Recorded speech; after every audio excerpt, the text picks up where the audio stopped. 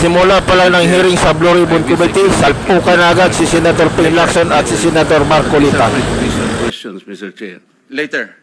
Let's hear first from the principal witness this morning. No, but these are prejudicial questions, Okay, Mr. go ahead, Chair. go ahead, go ahead. Foremost to my mind, Mr. Chair, is the integrity, the impartiality, and the objectivity of the proceedings of this committee. Napakatalas talaga ang utak nitong si Senator Mr. Chair, you Marcolita. were interviewed on Billionario Channel by Miss Pinky Webb.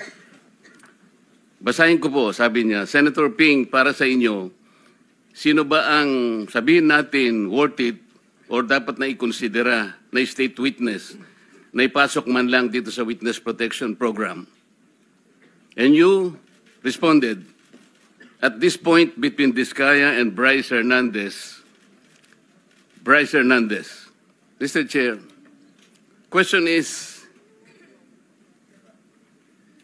does the chairman has the prerogative or the right to make judgment? No. That's my perspective, no? That's my personal opinion outside of the hearing or outside of this hall. So don't question my opinion.